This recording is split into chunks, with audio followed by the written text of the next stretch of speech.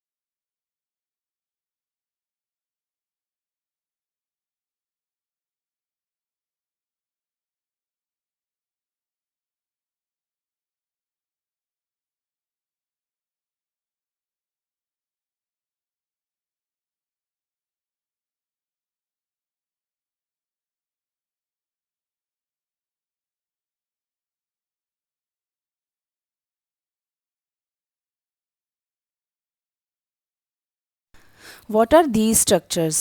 ये स्ट्रक्चर्स क्या हैं? These structures look similar to each other. ये स्ट्रक्चर एक दूसरे से सिमिलर ही दिखाई देते हैं, एक जैसे ही दिखाई देते हैं। Together they form a big structure, और साथ में मिलकर ये बड़े बड़े स्ट्रक्चर्स को बनाते हैं जिनको हम देख सकते हैं। Like an onion bulb. आप ऑनियन बल्ब देखेंगे। We find from this activity that onion bulbs of different size have similar small structure visible under a microscope. अगर आप इसका नहीं किसी दूसरे साइज़ का ऑनियन बल्ब भी लेंगे, उसका भी आपको जो इस टाइनी स्ट्रक्चर्स होंगे, ये छोटी छोटी जो सेल्स होंगी देंगी वो भी ऐसी ही दिखाई देंगी। The cells of the onion peel will all look the same, मतलब इनकी जो सेल्स हैं ऑनियन, पूरे ऑनियन पील की जितनी भी ऑनियन पील का कहीं का भी आप कटआउट लेंगे वो सेम ही दिखाई देंगी।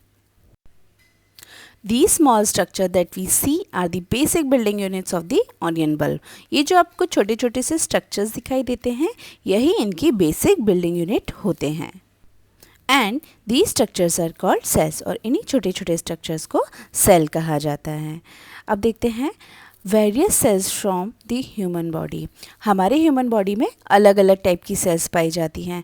ऐसा नहीं है कि हमारे ह्यूमन बॉडी में जितनी भी सेल्स हैं सबका shape, size and function same हो, नहीं, ऐसा नहीं होता है। जैसे आप देख सकते हैं पिक्चर में, बोन सेल्स अलग होती हैं, रेड ब्लड सेल्स अलग होती हैं, वाइट ब्लड सेल्स अलग होती हैं, मोटर न्यूरॉन्स अलग होते हैं, इंटेस्टाइन सेल्स अलग होती हैं, ओवम की सेल अलग होती है एंड स्पर्म सेल्स अलग होती हैं। तो ये सारी जो सेल्स होती हैं इनके स्ट्रक्चर्स एंड फंक्शन सबके डिफरेंट होते हैं। अभी हम यहाँ पॉइंट्स में देखते हैं the shape and size of cells are related to the specific functions they perform. इनके फंक्शन के अकॉर्डिंग इनके जो शेप और साइज हैं वो अलग अलग होते हैं। In some cases the cell shape could be more or less fixed and peculiar for a particular type of cell. Example, nerve cells have a typical shape. तो जैसे नर्व सेल का जो शेप है बहुत ही टिपिकल शेप होता है। ये अलग अलग शेप और साइज़ के कारण ही इनके जो फंक्शंस होते हैं इनमें इतनी वेराइटीज़ होती हैं। Each living cells has the capacity to perform certain basic function. हर सेल की एक अपनी पर्टिकुलर एक कैपेसिटी भी होती है और उनके कुछ सर्टेन फंक्शंस भी होते हैं। That are characteristics of all living organisms, और ये उनके कैरेक्टरिस्टिक्स फंक्शंस होते हैं।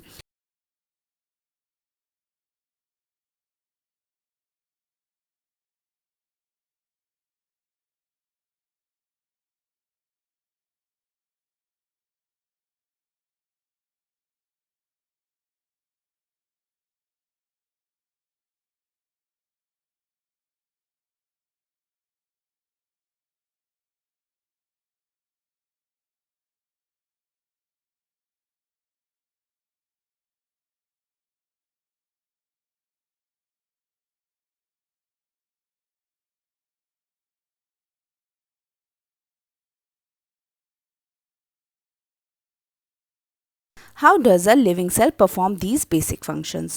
We know that there is a division of labor in multicellular organisms such as human being. जैसा कि हमें पता है कि हमारे जो मल्टीसेलुलर ऑर्गेनिज्म जैसे कि ह्यूमंस हैं इनमें अलग अलग सेल का अलग अलग काम होता है। This means that different parts of the human body perform different function. इसका मतलब ये हुआ कि ह्यूमंस के अलग अलग बॉडी पार्ट के फंक्शंस भी अलग अलग होते हैं। The human body has a heart to pump blood, a stomach to digest food and so on. जैसे कि हमें पता है हमारी बॉडी में जो हार्ट है वो ब्लड पंप करता है तो वो फंक्शन उसका अलग हो गया। स्टमक है उसका काम है फूड डाइजेस्ट करने का तो उसका काम अलग हो गया। Similarly division of labour is also seen within a single cell. In the same way cell के अंदर जितने भी ऑर्गेनल्स होते हैं उनके फंक्शंस भी अलग अलग होते हैं। जैसे न्यूक्लियस का काम कुछ और होगा, माइटोकॉन्ड्रिया का काम कुछ और होगा, साइटोप्लाज्म कुछ और करेगा। तो ऐसे ही सेल के अंदर भी अलग अलग लेबर होता है। अब हम आगे देखते हैं each such cell has got certain specific components within it known its cell organelles. जैसे मैंने अभी आपको पहले ही बता दिया है कि सेल के अंदर जो कुछ कंपोनेंट्स होते हैं जिनको सेल ऑर्गेनल्स बोला जाता है और इनके अलग अलग functions भी होते हैं। Each kind of cell organelle perform a special function such as making new material in the cell, clearing up the waste material from the cell. हर सेल के ऑर्गेनल के अलग अलग काम होते हैं जैसे मैंने आपको पहले ही बताया था। जैसे कि एक नया मटेरियल बनाना और कोई जो वेस्ट मटेरियल है उसको सेल से बाहर निकालना और ऐसे बहुत सारे काम। A cell is able to live and perform all its function because of these organelles. एक सेल अपने ऑर्गेनल्स के कारण ही इतने सारे फंक्शंस को परफॉर्म कर पाती है। These organelles together constitute the basic unit called the cell. और यही सारे ऑर्गेनल्स हैं एक सेल को पूरा बनाते हैं जिनको हम सेल के नाम से भी जानते हैं। It is interesting that all cells are found to have the same organelles. और ये बहुत ही इंटरेस्टिंग सी बात है कि ये जितनी भी सेल्स होती हैं इनमें मोस्टली ये सारे ऑर्गेनल्स सेम होते हैं।